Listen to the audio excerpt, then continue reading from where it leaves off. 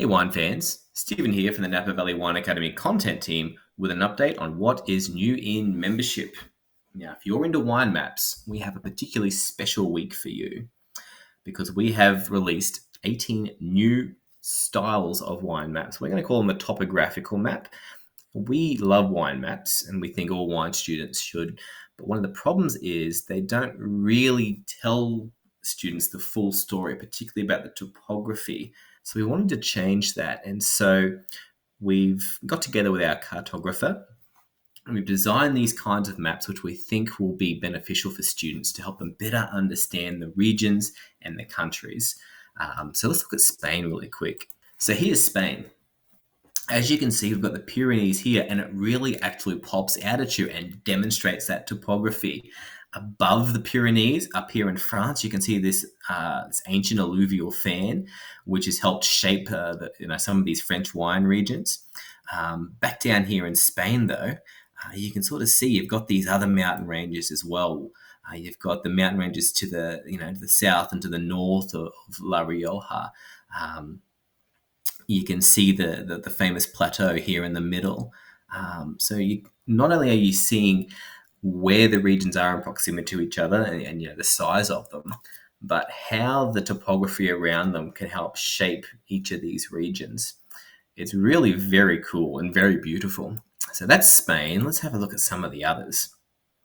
Romania. So most people don't know too much about Romanian wine, but it is a large wine producer. As you can see, there's the Carpathian Mountains, which curl around into the region. Obviously, no grapes are grown on top of that. It's way too high. But there's all these regions in the foothills up against these mountains. And normally you don't really notice that in maps, but here you really do. Again, it pops out at you. Over here, even in Hungary, you can see you've got these mountain ranges to the north. Tokai is up here in the north, up against, these regions. And then it gets really flat down here. I love this map. I think Romania is really cool. New Zealand. So New Zealand obviously has this the Southern Alps down in the South Island, which goes along here.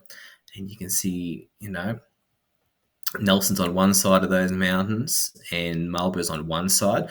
Obviously, Marlborough's in a bit of a rain shadow and Nelson's much wetter. So you can sort of see where those mountain ranges are. And then Central Otago, sort of surrounded almost by mountains as well. I'm in love with these maps. Greece almost looks like it's made from, it's like a model or something. It really just pops out at you, these mountain ranges and then these flat areas.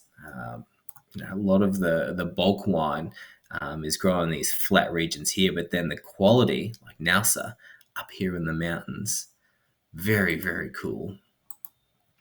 So we've got 18 of these maps. They're all from the significant wine producing countries.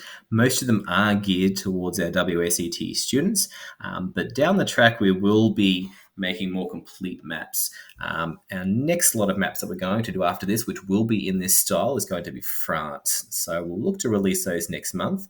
And so we'll look at the individual regions like Alsace and Burgundy and Bordeaux. So you can really get a feel for the topography.